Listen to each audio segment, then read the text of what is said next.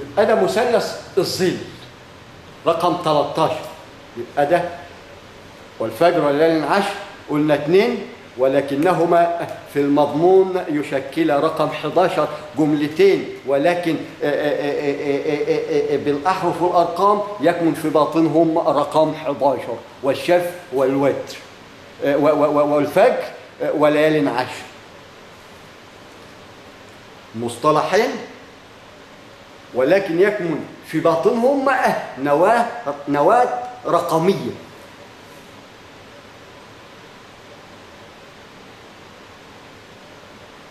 انت حسبت الارقام دي، والفجر وليالي عشر 11 والشفع 2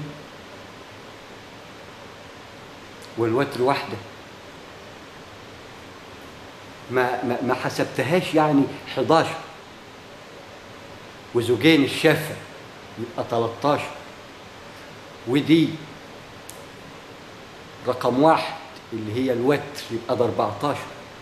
ترى السبعة المثاني بقانون دائبتين أي متجددتين في العطاء حتى ينجب بما يسمى 7 سماوات 7 أراضين من نور، لأنهما كانوا 7 بس تاخد منهم مقياس لوقح الرياح اللي تباركت وتشكل قبضة من قبضة الرحمن، وده أعطانا لها مقياس ذري على إيد سيدنا ومقياس مجهري كوني نراه، وذلك على يمين ولكن يشكل قبضة.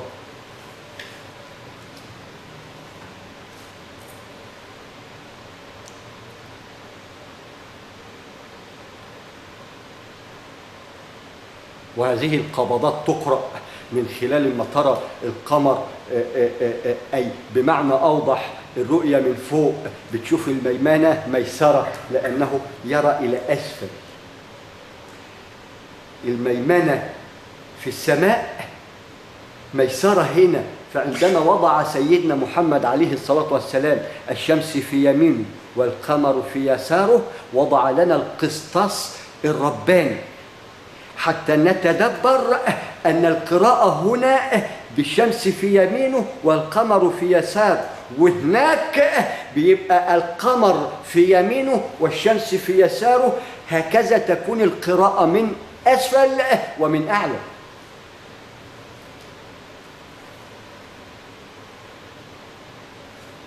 لأن ما عادتش فارقة معانا بين فوق وتحت وفي المنتصف، وإلا ما كناش وصلنا للي إحنا فيه.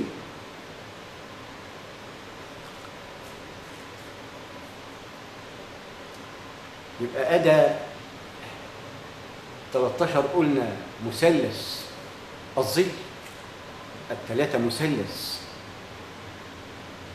يشكل نواة هذا الظل.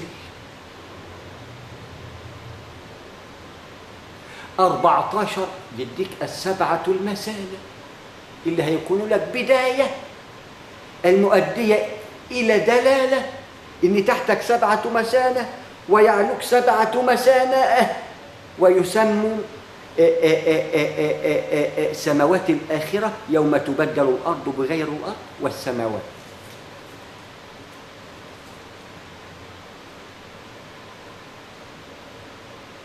لأن هناك مفيش نور، نور على نور، نور عرش الرحمن على نور عرش من يرث ويسمى عباد الرحمن الأنبياء والصحابة. نور على نور. وخد بقى مقاييس إلى أن تصل 7 لتشكل لك الأولى عند الدخول والسابعة عند الدرك. واصلا أنا حاسس إن أنا بتكلم، ناس حسستني إن أنا بتكلم عبري أو بربري، ده أنا بتكلم لغة عربية بحتة مصروية علمية يعيها اللغة المصرية تتميز بلباقة عجيبة يستعان بها من الله سبحانه وتعالى للأمة حتى تعي معنى فك رموز الأهرامات. ما حصلت قال لنا لاتينو بستيني حستيني ليه يا أخي؟ ما هو بيروح في الحمام وبتستخدمه رول بنت الرول ندي يعني رول الدهان.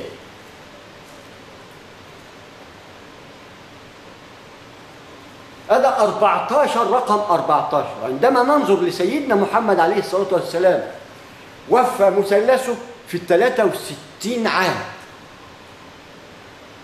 وما أدرك بمثلث أول الأزواج، ولذلك ذهب كمثلث كامل مكمل من قبل الله. وترك لنا الزوجين. القرآن وجمع كل الأنبياء نؤمن بها ونقول عليهم الصلاة والسلام، والسنة اللي تشكل نواة سنن الأنبياء، مع مراعاة الاستغفار منه لهم ولمن سيأتي.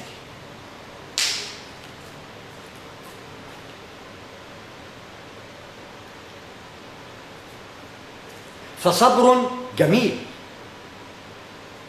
فهنا رأينا أوفى سيدنا مثلثه 63. الثلاثة تعني مثلث، والستة تعني أول الأزواج وكنتم أزواجا ثلاثة. تعي على طول السبعة المثاني هم والفجر وليال عشر 11. ده الفجر انفلق منه العشرة عشان تعي ان هو مقياس العشرة، وينجب من 10 إلى ما شاء الله حسب تحديد النسب وأبعاد المثلث، مع مراعاة أن يكون متساوي الأضلاع. وهناخد له ضلع زيادة كده علشان يبقى مربع بيت يسكن المسلم اليهودي المسيحي الكافر. انت زعلان ليه يا حبيبي؟ انت كافر ليه يا حبيبي؟ انت ايه اللي كفرك يا حبيبي؟ ليه يا حبيبي؟ إذا اعتنق المسلمة فهي عشرة كاملة، اليهودية فهي عشرة كاملة، المسيحية فهي عشرة كاملة، وهذا يوم الدين والدين لله. يبقى أنا والفجر وليال عشر والشفع والوتر ادتنا 14 يعطونا السبعة المثانة بقانون دائبتين. واقرأ الشمس والقمر دائبتين أي متجددتين في العطاء، حتى هذه السبعة اللي أتت بمقياس لواقح بمقياس ذرة من السبعة، لأن نواة لواقح رحلة تشكل لهم الغلاف اللامرئي اللي يشكل لنا السور بيننا وبين الله سبحانه وتعالى أقل من طرفة عين. وإذا برق البصر يأتي وإذا برق يذهب. هذا معنى مصطلح البراق.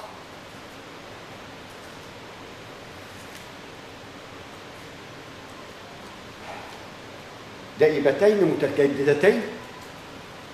يبقى هنا عرفنا طبعا نص الآية احنا فاهمين بقى والفجر، بس أنا بوريك إن في البداية تعلمك بالنهاية اللي تشكل لك بداية اللا نهاية. يبقى البداية الأنبياء جمعت نواة الأنبياء، النهاية يشكل لنا سيدنا محمد اللي هيدينا بداية اللا نهاية.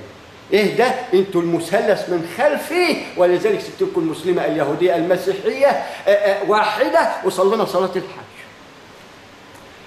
حتى من لا يعلم يعلم أننا أمة واحدة حتى وإن اختلفنا في الدين. الدين لله وهو من يحاسب حسابه هنا بمقياس ذرة. ونذكر في الكتاب النبوي السنن النبوية الشوكة واداك مقياس ذرة بترفع ايه وايه. يبقى هنا مقياس عذاب اهو، ده العالم هو أعظم وكلاهما آية.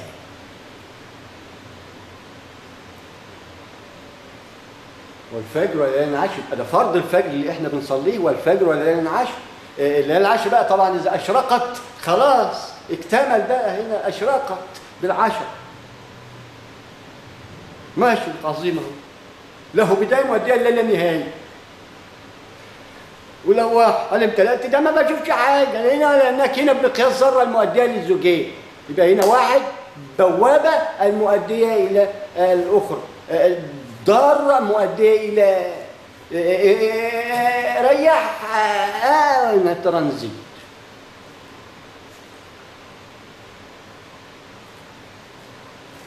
والفجر وليالي عشر والشفع والوتر. بترى ان هذا قسم يتعظم على بني حجر أن يقسموه، أو يمر في خيالهم حتى علمه، أو يمر في خيالهم تسطيب الواو.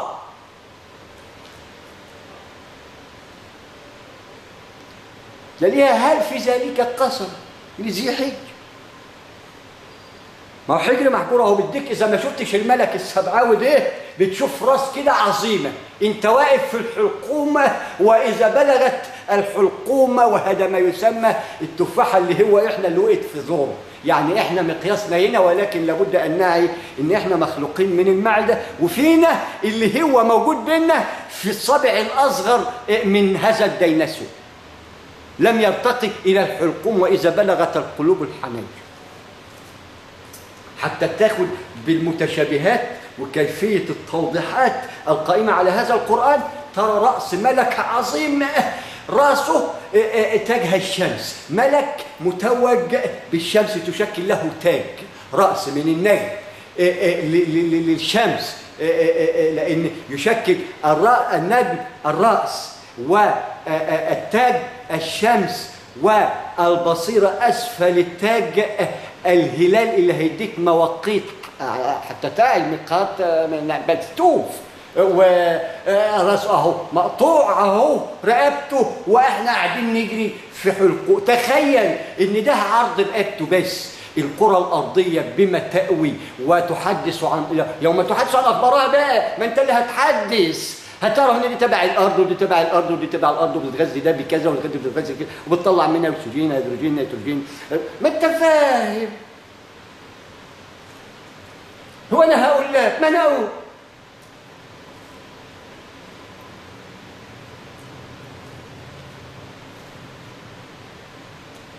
اصلك لا تلاقي حاجه عن المثال، تقول لي معرفش انا مثال حاجه الهندسه، هو ده مش تبعك يا سيدي، ما هي بقعة مباركة بتاعتك، واللي فيها ضيوف عندك اصلح لهم الطريق ووفر لهم علشان تطلع فوق هتلاقي مضاعف. ابدأ بقى بال11،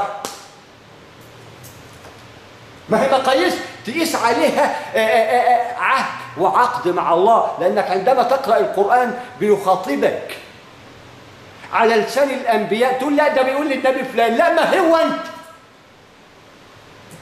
ما مين اللي قاعد وراه؟ مين اللي هيتكلم بلسانه؟ مين اللي هيدافع عنه؟ مين اللي هيقول ده بيقصد كيف؟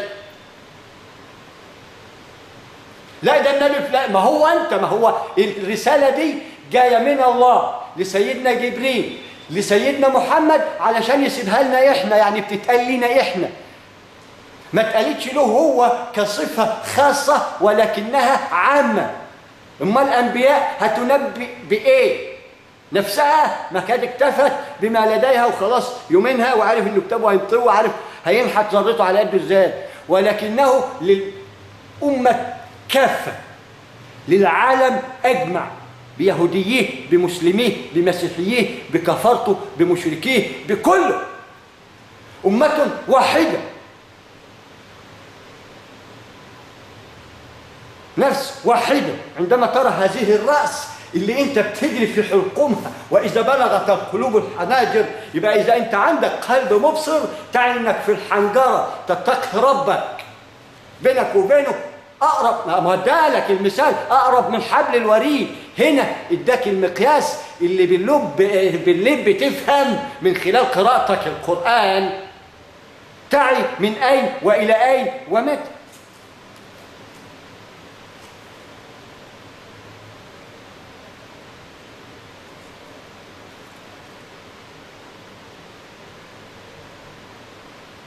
كما ذكرنا هذا الرأس،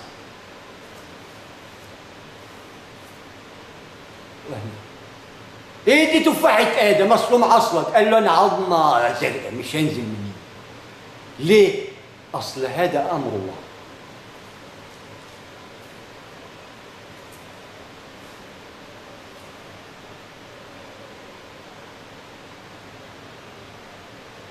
راس المفكر نجم، تاج الشمس، البصيرة المبصرة القمر والأهلة مواقيت، الأرض اللي تشكل هذا الجزء، يبقى أنت عايش في إطار الرقبة محكمة، دائرة مغلقة، حتى وإن كانت قائمة على ما يسمى بوهن متجدد، أي دواب مترتقة بقانون الديمومة يرثها من خلفنا.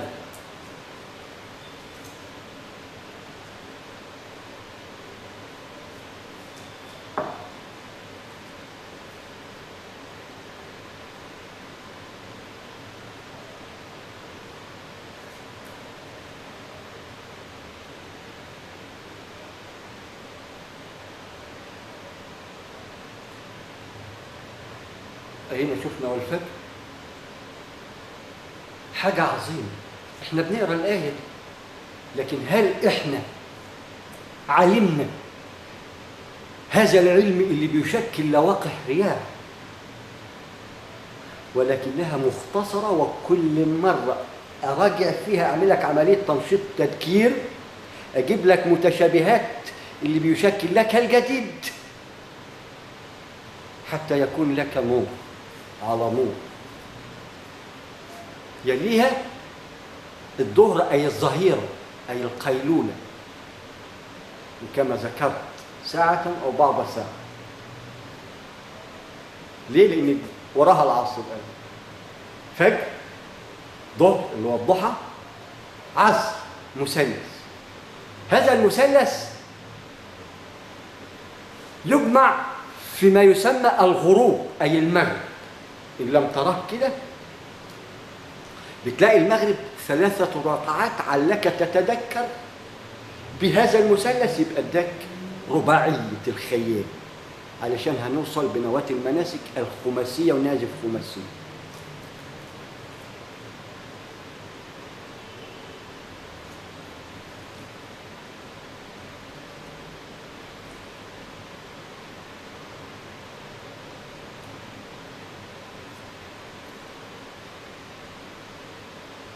الفجر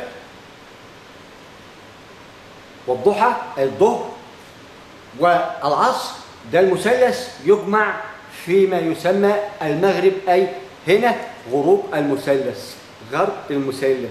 هنا عندما تعي أنك روح نفس جسد كما ذكرت اللي تشكل نواة هذا المثلث، من هذه المواد كافة، وأخذت نوع الأمر، والسائق والشهيد أنت اللي هتسوق كنفس والشهيد الدرجة، نشهد أنه أعطاك 10 وأنت فلقك من هذه العشار بقيت 11، ما وصلتش واحد من واحد من 10، لأنك في مقياس 9 و9 من 1 من 10. عايز تحسبه بقى الواحد اللي هو الفجر اللي انفجر برضه ما عدتوش، عايز تحسبه ال10 برضه انت ما عدتش، ما وصلتش، بقت المصيبه زادت الطينه بله، لان الواحد هتعدي منه واحد في 3 لخص لك، لكن 10 ده هتعدي من 1 ل10. انت تعي من 1 ل10.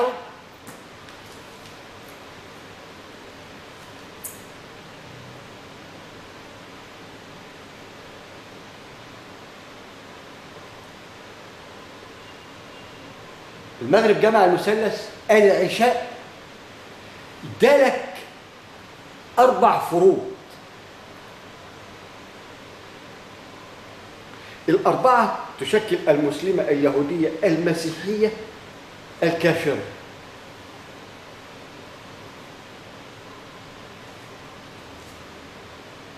ونذكر في الكتاب عندما ربنا سبحانه وتعالى عاتب أبونا وأبو الأنبياء وما أدرك بالأبهات كما ذكرت، وسيدنا إبراهيم عليهم جميعا الصلاة والسلام.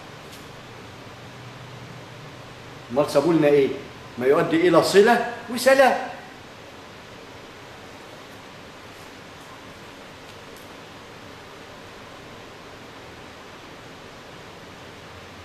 هذه ال4 تعريف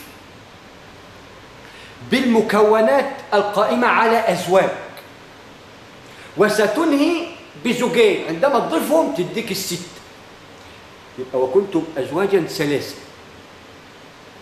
تنهي بالوتر، يديك الوحدانية، هو الأول والآخر.